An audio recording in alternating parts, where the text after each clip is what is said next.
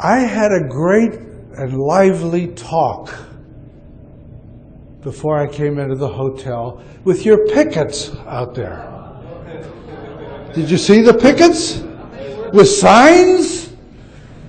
Homophobes? So I went out there, parked my car, and before I came into the hotel, I went out there and started chatting with them. And 3 of them are ordained ministers. One is a counselor, and I'm not sure what the others were. But we engaged in a very lively conversation. I said, what's all of this about? And they said, the people inside are causing suicides by telling people they can change. And when they find out they can't, they commit suicide. And what they're doing is, they're underscoring by saying you can change, they're underscoring the concept that being gay is bad. So I talked with them, and I said, well, what if somebody wants to change? Oh, no, it's impossible. You cannot change. This is immutable. So the conversation went on like this. Finally, somebody got around to asking me, what is your name? And I said, Dr. Nicholas Cummings. And this counselor says, I know you. You were president of the APA. What are you doing in there? And I said, I'm going to be speaking to the group. Silence. Silence. They said, well, you should know that people cannot change their sexual orientation. And I said, how do I know that? Well, you're a therapist. And I said, you know, let me tell you something. I was chief of mental health for Kaiser Permanente in the 1960s and 1970s during the gay revolution. San Francisco overnight became a gay city, and also a lesbian city a few years later.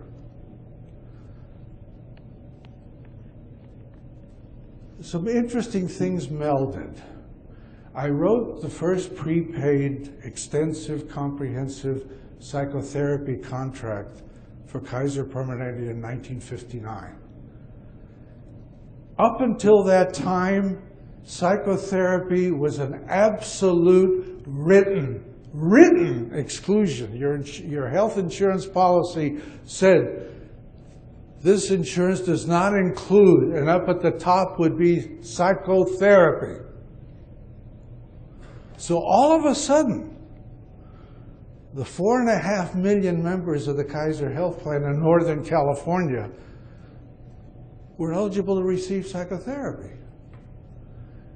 And a very large percentage of those were gays and lesbians because of the influx into San Francisco almost overnight. So we didn't see hundreds, we didn't see thousands, we saw tens of thousands of gay and lesbian patients over the next 20 years. So I said to these people out, your pickets out front, I said, you know, I saw change. I said, no, you must have imagined it. So anyway, we parted with their shaking my hand and said, well, we appreciate your talking to us. And I said, I appreciate your talking to me, but I'm going to tell the folks inside about our conversation. And I said, I hope that you are glad that they are in there, just as you're glad you're out here, because we need open dialogue. What we don't need is you're telling me that it is impossible to change one's sexual orientation. Heredity. You know, the APA has sort of softened its approach a little bit, but for years it held that sexual orientation was hardwired and could not be changed. How many of you have heard of epigenetics? Good for you. We know now the genes are not yes or no. The genes do not hold traits or do not hold traits. We do not believe anymore that DNA can only go in one direction, that there's this junk out there called RNA that nobody knows what it's supposed to be doing out there, but it's there and it's a bunch of junk.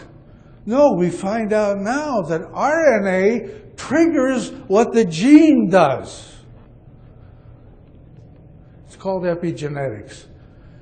And the area that genes cover, the epigenes, are 50 times the size of the area that is covered by the genes.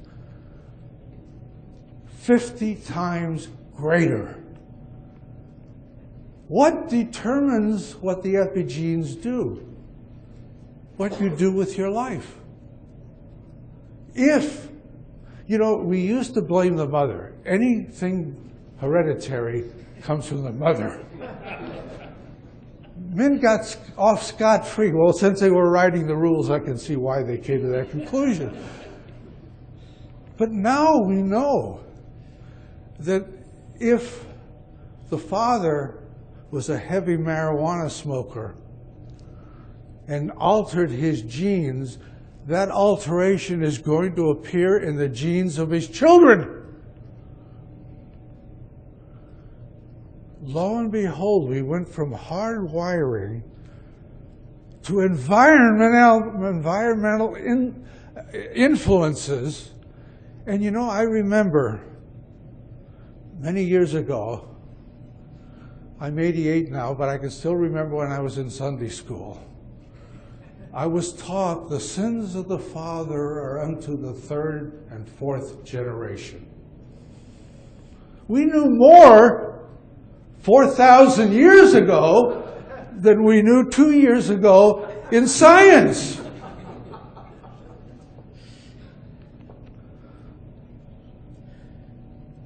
How many of you have heard of neutrinos? Not neutrons, neutrinos. Good for you. Pardon? What are neutrinos? Neutrinos are the smallest particles discovered in the universe. They can be measured, but they cannot be seen because they are so small that we do not have an optic that will bring them up. They travel at just slightly below the speed of light. They come from millions of light years in outer space, which, interestingly enough, physics says, you know, it's an amazing thing now. We know from neutrinos that come from millions of years out of space that matter is consistent no matter where it is. 1 trillion neutrinos go through your body every second. Every second. 1 trillion with a T. The only other thing that I can think of that travels that fast is the federal budget.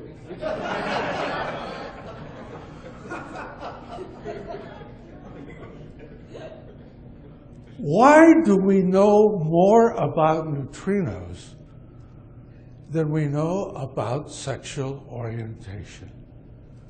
The answer is very simple. Political correctness is not impinging on neutrinos or epigenetics, but it is paramount when it comes to sexual orientation.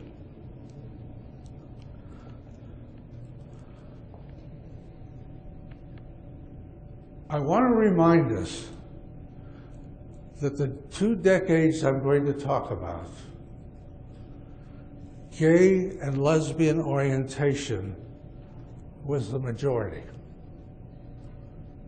San Francisco had changed overnight. So we're not talking now about a minority, we're talking about the majority. So what happened in those 20 years where my many, many psychotherapists, they were all psychologists or social workers, because back in the 1960s and 70s, they were the only two professions that were licensed. Counselors, MFTs, so forth, were not licensed that early, so we used only psychologists and social workers. And we had scores and scores of them, because we were treating a 4.5 million population.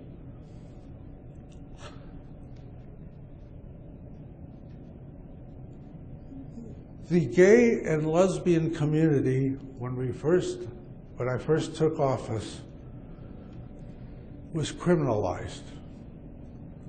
It was illegal to have homosexual sex. And there were many arrests.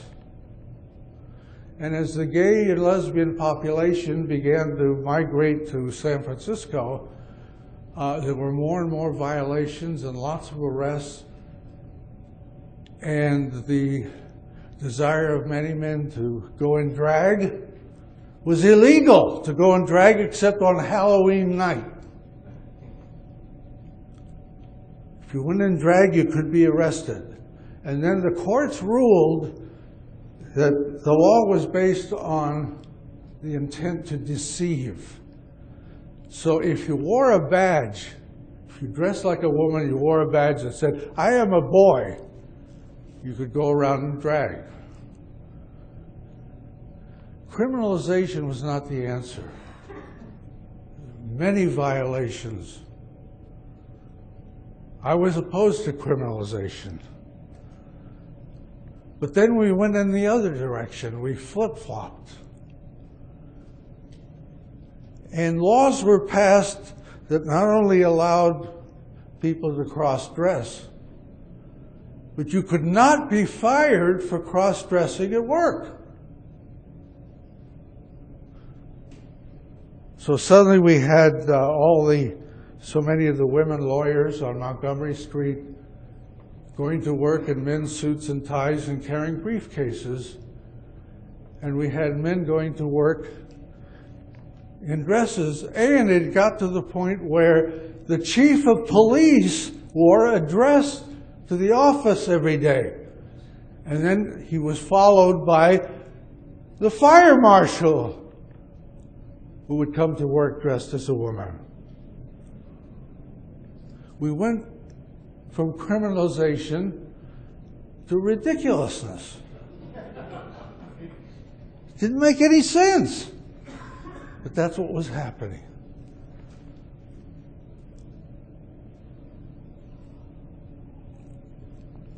Excuse me. So what did our patients come to see us for? There was a tremendous influx as people migrated to San Francisco. The first reaction was, I think I died and went to heaven. They couldn't get over the openness of what was going on in the community. This began to change because the nightlife and the culture in San Francisco became unbelievable in a very short time. Gay bars proliferated. I don't know how many there were ultimately, but one bar owner sold 34 of his gay bars and bought the town of Gurneyville on the Russian River and turned it into a gay resort. One man owned 34 gay bars, and that was only a fraction of the number of gay bars there were in the city of San Francisco. The bars were of all types. There were leather bars, and one bar, the men would go into the bar wearing just chaps. Now, you know what chaps are? Cowboy chaps. They're built to go over your jeans. So there's no crotch, either front or in the back. So that's what they would wear. So essentially, they would be in this bar naked. Perfectly acceptable. There were motorcycle bars. We had a huge community spring up called Dykes on Bikes. I don't mean to offend anybody by using first-order words, but I can tell you that in the gay community in San Francisco in the 1970s and 80s, first-order words were prevalent. If a gay man wanted to disparage another man, he'd say, oh, he's a faggot. And if he were particularly effeminate, he was called a Nelly faggot. These were from gays, not from the outside. First-order words were prevalent for very, very masculine women. Words like dagger, bull dyke were common. Cross-dressing became very common. I remember one day I was driving to work and a car ran a stoplight and rammed me. And we were out there exchanging driver's licenses with this man who looked like he was in his 40s. And I looked at his driver's license. I said, this isn't your license. This says Rita. And this voice says, this very masculine voice says, I'm Rita. This was very, very common in San Francisco. You couldn't tell the girls from the boys. Also in San Francisco at that time, there was a psychologist named Donald Clark, Dr. Donald Clark. Have any of you heard of Don Clark? No. It's interesting because in the early 1960s, Don wrote the first gay book by a psychologist that was titled Living Gay. And it became a bestseller in the gay community. And Don was a friend of mine. And in fact, when Don and Barbara, his wife, first came to San Francisco, they stayed in our home for about 3 weeks before they found an apartment. And I used to talk to Don quite a bit, and he used to give me what was going on in the gay community politically and so forth. He was very frank about it. He's a very, very, very nice gentleman, by the way, who later divorced Barbara, and he married a man named Dr. Michael Graves, another psychologist, and they've been together for about 30 years, 25 years perhaps. So at that time, I was very well placed to see what was happening in the community, not only because I was Chief of Mental Health for Kaiser Permanente, but I was on the mental health board of the City and County of San Francisco. I was re-elected to 5 four-year terms. So I was always there knowing what was happening and what the laws that were passed. We had, it was difficult during those years to go into a men's room, and if you had to go into a stall, not to find a glory hole. Do all of you know what a glory hole is? Some of you do. A hole would be cut in the partition to the toilet next to you. And lo and behold, suddenly a naked penis would appear in that hole and you were supposed to perform oral sex. This was absolutely the epitome of anonymous sex. You never saw the person you had sex with because they were in the other partition, beyond the other side. The gay community, when sexual activity was totally open, accepted, and the predominant mode, anonymous sex became a fetish. People would go out seeking anonymous sex.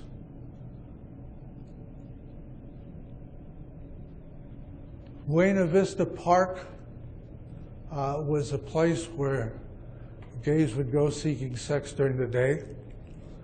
And it was a sure thing because everybody there was there for the same purpose. I remember one patient told me that somebody kept calling him and he couldn't figure out where he was. Suddenly he looked up and the man was in the tree. So he climbed the tree and they had sex up inside the tree. And this was considered, wow, what an experience. Okay.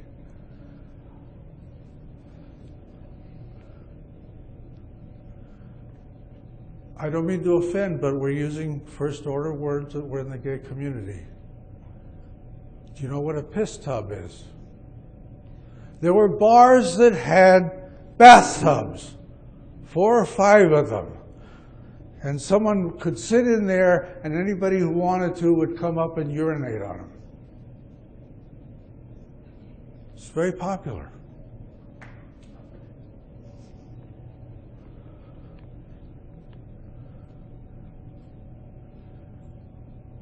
In those days, you did not have the internet with the tremendous pornography that we now find on the internet. You had to go to porn shows. And there were these porn shows that were booths with a door. And you would look into an instrument and you'd see the film showing various pornographic acts. That was just a place to be, because you would be in there and somebody would enter and perform anal sex on you and then leave, and you'd never know who it was. These were very popular.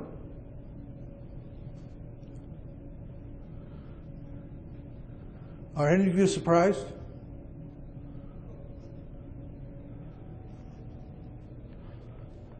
So we began to see patients, gay and lesbian, who were revulsed by what was going on in San Francisco. They wanted a more stable, even, loving life. We had danger. There was an abandoned railroad tunnel in the Mission District where the train tracks were. That was about maybe 200 yards long. And the lights had many years ago been turned off, and people would walk in there in pitch dark, and you'd run into somebody, and you'd grope each other. And then you'd go on and you'd run into somebody else and you'd grope each other. And I would say to my patients, you know, that can be dangerous. You can't see it all in there.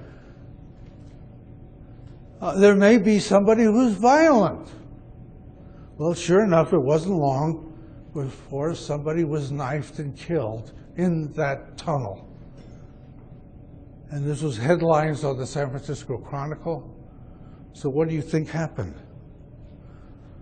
The number of people going into that tunnel at night quadrupled. Quadrupled.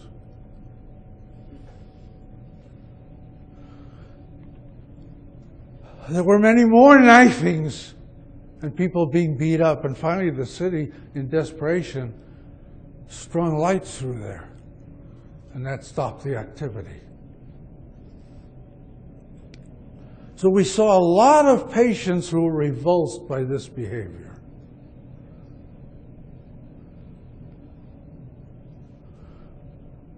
It is not innate to same-sex orientation to be that profligate. But when you create an environment where it becomes glamorous to be promiscuous and to be in danger, somehow it becomes enticing.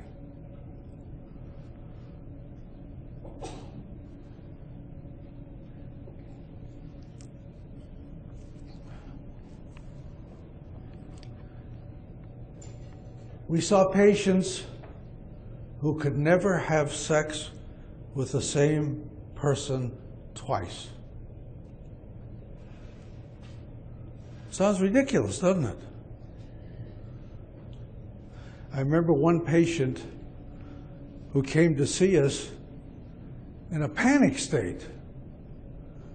His first appointment, he came in on a drop-in in a panic state because he was having sex with a man, and this man called him Fred. And he said, "How did you know my name?" He said, "We had sex about 3 months ago, don't you remember?" And this man went into a panic state because he could never have sex with the same person twice. What does this mean to you psychologically?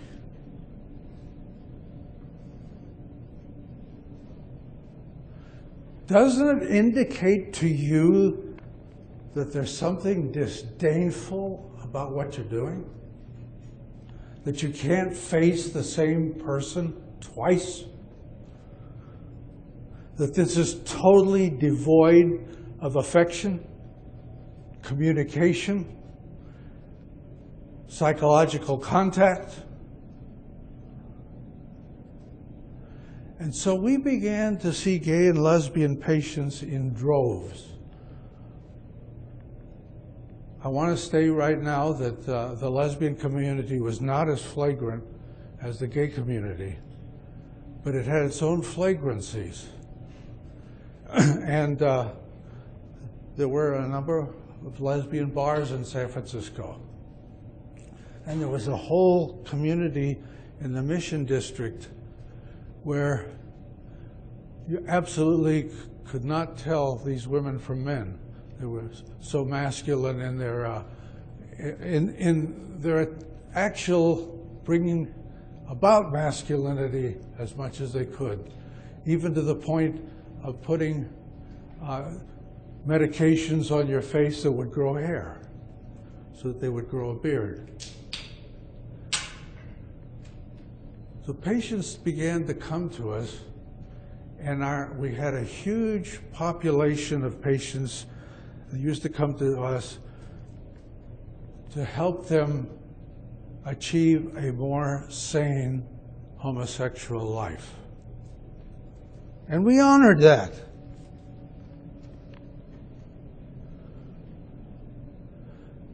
Secondly, we had patients who were breaking up with a lover. That was probably the second biggest population of gays and lesbians. Most gay relationships would last about 90 days, which by my calculation is 18 more days than Kim Kardashian.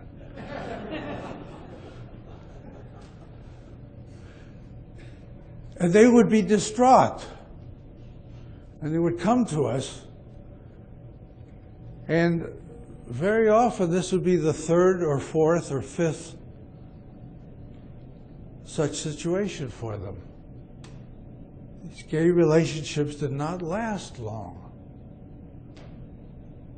Everybody was looking for the right man. And I used to kid my patients, and I say, you know, in your attempts to find the right man, you've determined that you will sleep with every man in San Francisco. Because if you don't sleep with everybody, you'll never know if you found the right man. And they would laugh at that and then say, you know, you got a point, doctor.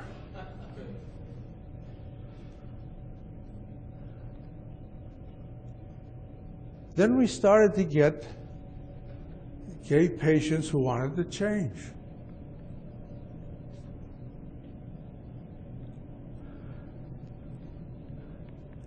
They had a religious or cultural background where they were taught that this was not the way to live. And they'd been caught up in the environment that was San Francisco at that time, and they came to the point where they said, I can't do this anymore. and they wanted to change. How did we address this? We would be very straightforward. We would test the limit. We would tell them this is very difficult. There may be one chance in 100, or maybe even one chance in 1,000. If anything, we would go overboard the other way to discourage them. If, on the other hand, they were determined to change, we honored that. And we addressed that.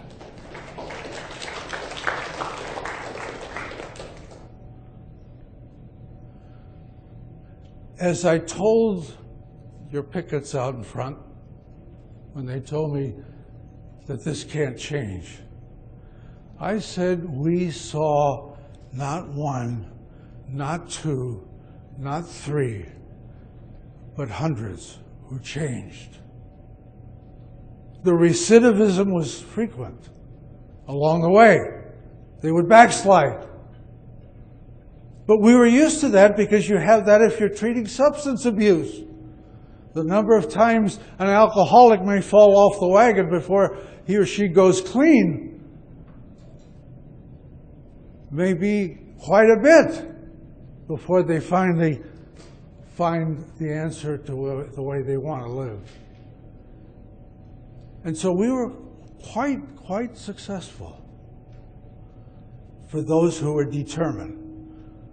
Now, where we saw tens of thousands of patients who didn't want to change, who wanted a more happy homosexual life, the number that came to us for change were a small fraction.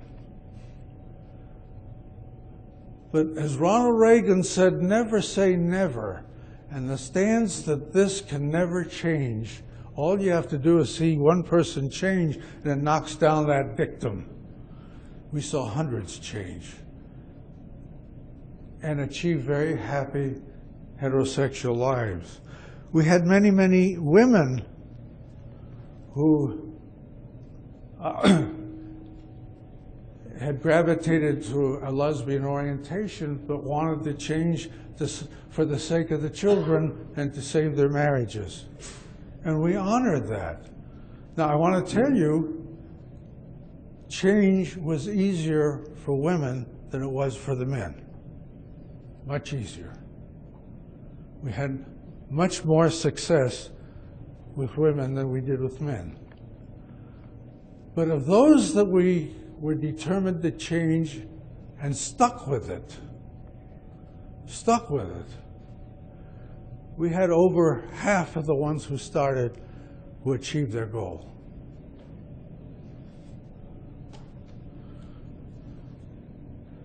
The other kind of patient we saw was gay men in a long-term relationship that were having trouble and were breaking up. And interestingly, we treated it the same way that heterosexual married couples who were breaking up. We would look to see what they really wanted. And you know, there's a dead giveaway.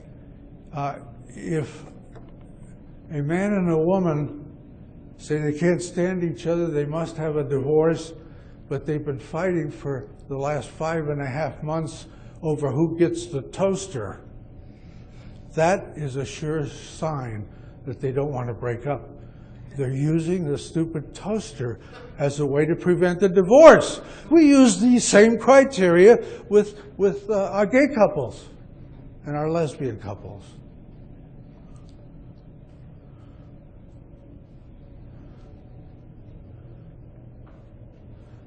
The cesspool that became San Francisco suddenly changed. What changed it? AIDS!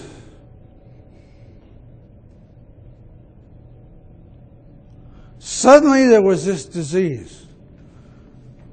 But let me back up. Before AIDS, syphilis and gonorrhea were rampant in the gay community. Rampant. And public health would follow up. And if you reported to get treatment for syphilis or gonorrhea, you were interviewed, who was your sexual contact? And that sexual contact would be sought out by the public health service and also treated. Do you know when HIV was discovered, that stopped? That stopped? For a year and a half, testing the blood supply for HIV because they were afraid that people would come to the conclusion that AIDS was a homosexual disease, which it was. It was at that time. There were very few people outside the gay community that had AIDS. Civil rights topped health and welfare. The baths. The baths were absolutely an unbelievable phenomenon in San Francisco. People would go to the baths, and in one evening they might have contact with a dozen other men. It was a perfect spreading ground for AIDS. The Public Health Department of San Francisco tried to close it down. I know, because I was on the mental health board and I voted for it. It was declared a civil rights issue, and the baths remained open.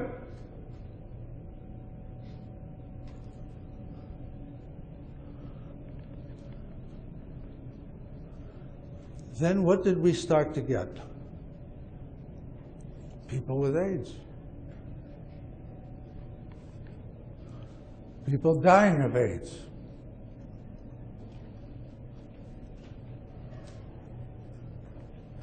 So we're doing death and dying therapy, which is very, very difficult if you've ever done it. It's no picnic.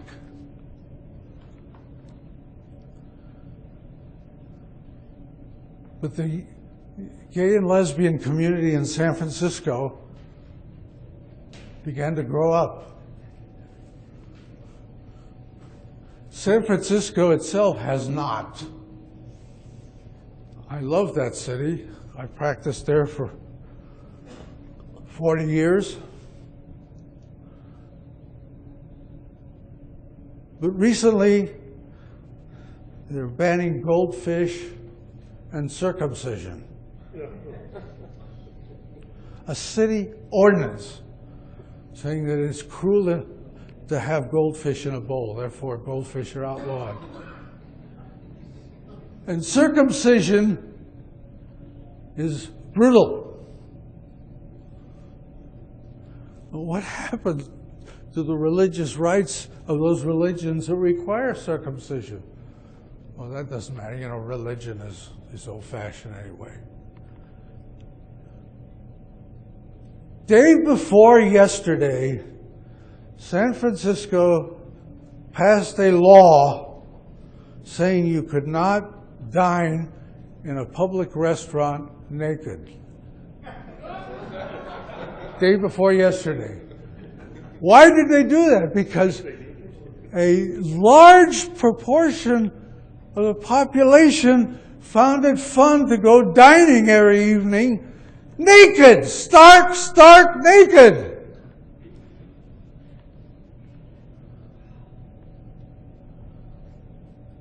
Why did they finally ban it? Because tourists stopped going to dinner in San Francisco. This was offensive.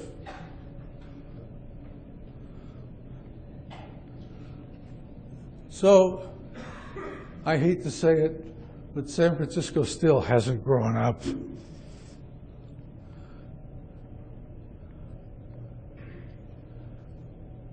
I'm very sad that the whole issue now has become a matter of political correctness.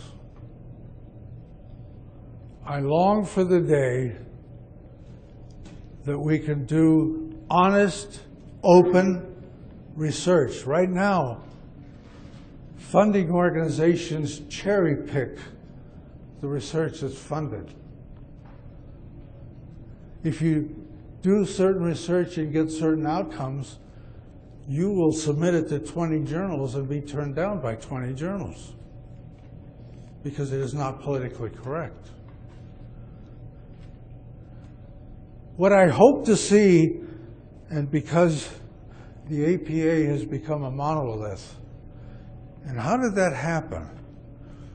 There are about 200 to 250 people in APA that rotate among all the offices of the APA. You do your term in one office and you run for another one. You do your term there and you run for another one. And so there are about 200 to 250 people. We actually did a factorial analysis of the names of the office because, you know, they're published every year. And we did it for year after year after year. There's a hard core of between 200 and 250 that run APA. And all the rest of us, all we have the right to do is once a year we vote for president.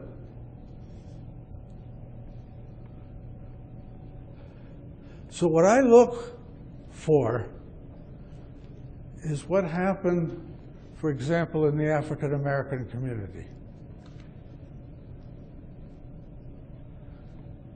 An indigenous internal thrust of African American leaders that began to speak out. And the slogan, "Don't have children till you're married, marry, get a job, and keep it," became a cry in the African American community. Internally,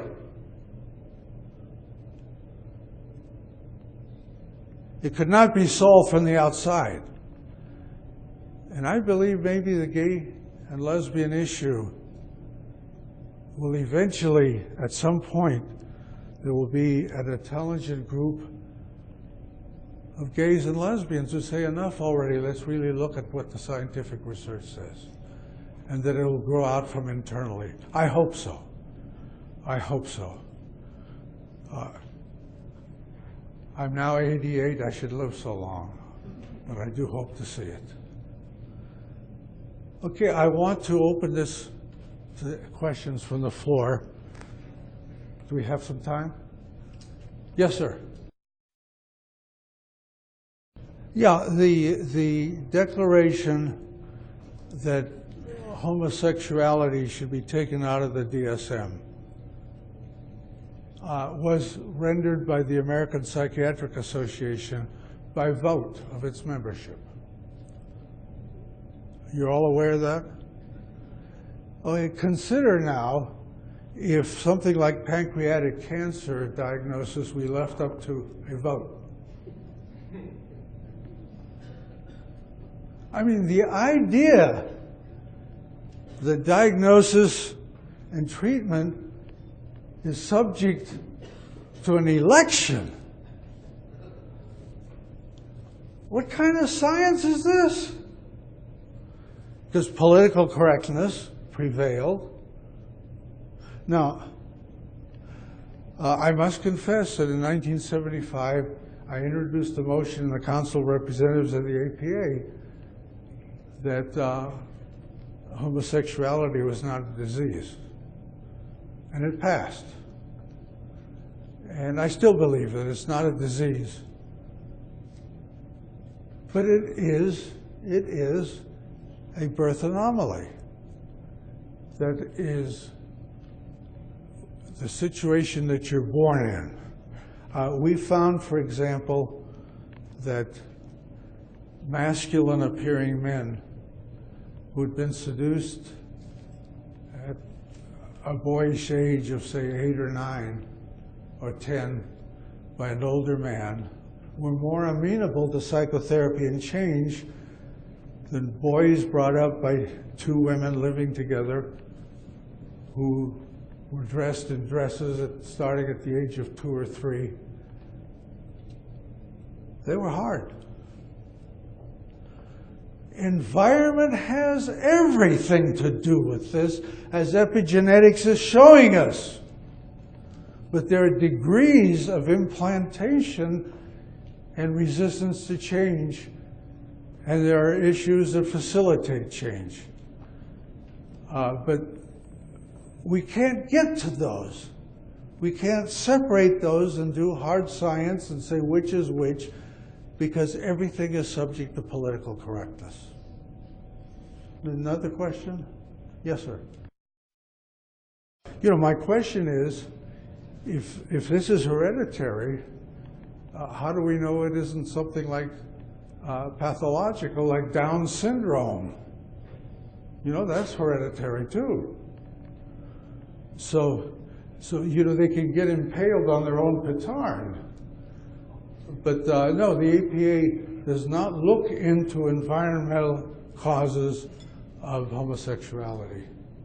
They believe it's something that's immutable, it's appropriate, it's permissible, it's acceptable, end of period. You mean a totally healthy? Now, it depends, you know, what healthy is. That we've had many patients that were involved in homosexual activity because they were terrified of women.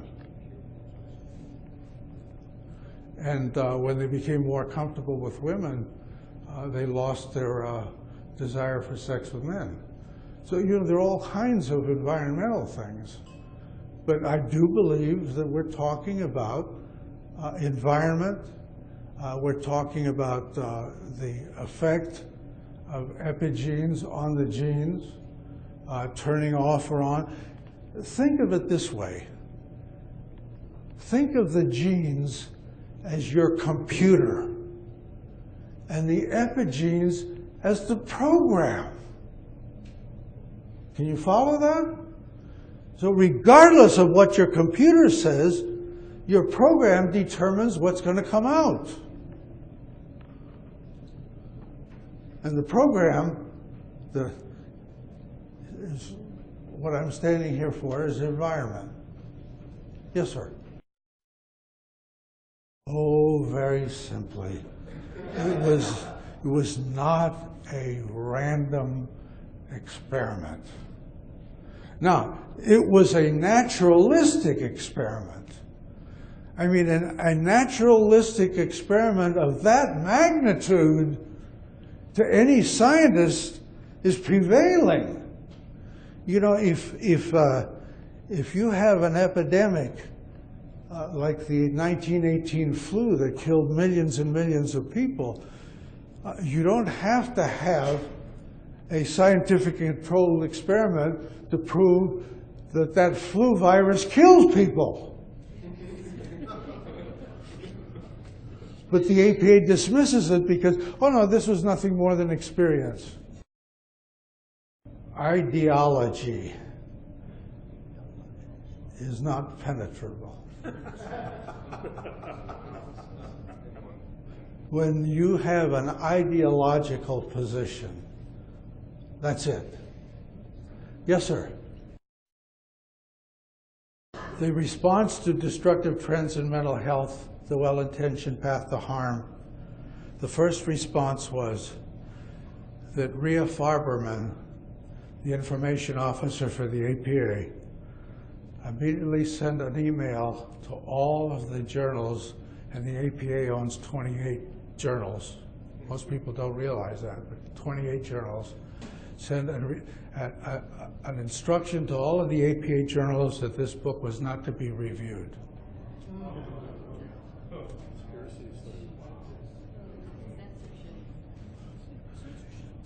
It's a nice open response, right?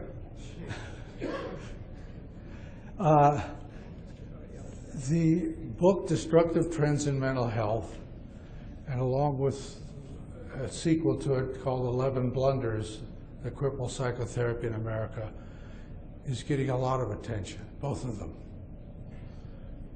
Not in APA. What is happening to APA is that it's losing membership drastically. Drastically. So the people in APA who might change the organization are leaving it in disgust. And that's that lessens the possibility the APA would change. Yes? Well, I'm still a member of APA. That's because I've reached the age where I don't have to pay dues.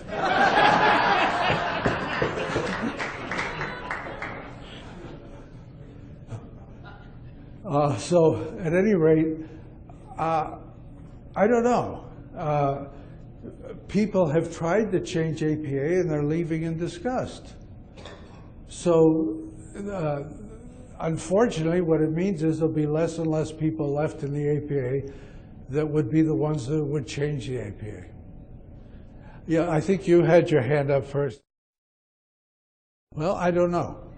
I don't know, because I don't know that anybody's ever canvassed it, but I presume it's a pretty sizable majority. I had an experience way back when the migration of gays and lesbians to San Francisco began.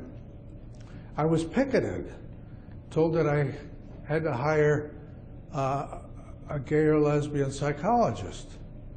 And my response was, well, I already have, but I respect their right to stay in the closet if they so choose. And of course, nobody believed me. So I think in 1959, I hired the first openly gay psychologist. His name was Dr. Dennis Sedgley. Dennis turned out to be a wonderful asset. Well, 2 days after I hired Dennis, 5 of my other psychologists came out. So we had gay and lesbian psychologists on our staff. We didn't discriminate. But, you know, the interesting thing is that because we were approaching this honestly and straightforwardly, there were no differences in the way we approached patients. And it was not long after I hired Denny Sedgley, it turns out that the gay patients who came to us never asked whether you were gay or not. They didn't differentiate. They trusted all of us because we approached the matter straightforwardly.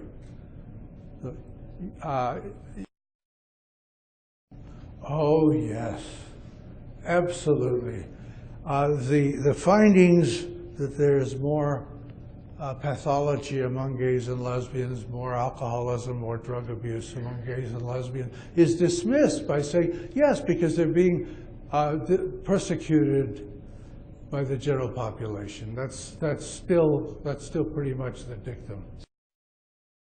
You know, I said that to our friends out in the picket line earlier this afternoon.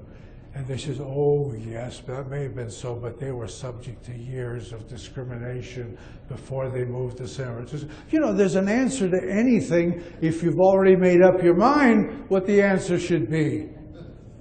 Sure. Yes, sir. It has impact on people who've left the APA. And, you know, I have an absolutely beautiful letter from Joe Lieberman, Senator Joe Lieberman, telling me the Destructive Trends in Mental Health is required reading for everybody on his staff.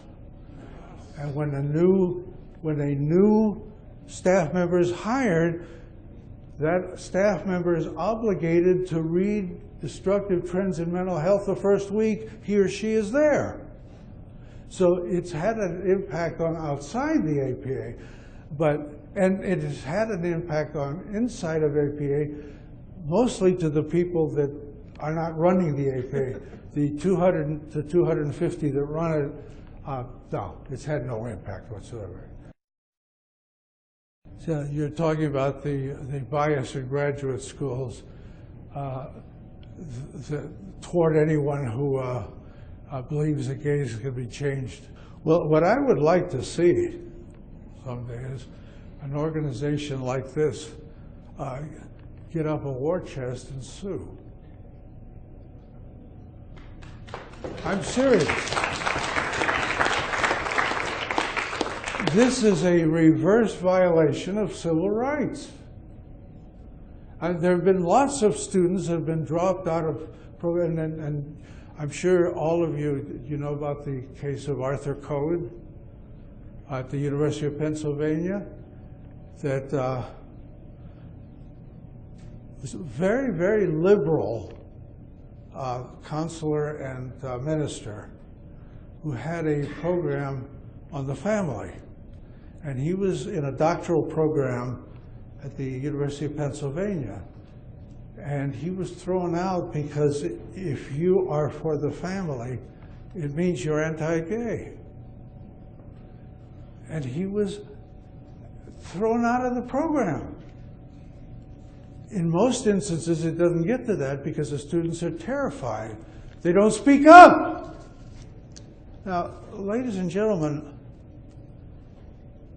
I have sued the American Psychiatric Association 4 times and have won all 4 times.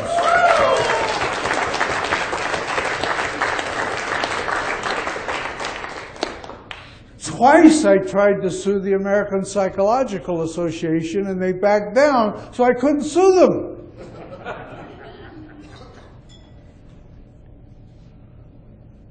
I'm going to say something that you're all going to be mad at me about. But darn it, if we're going to confront this issue, we've got to have balls.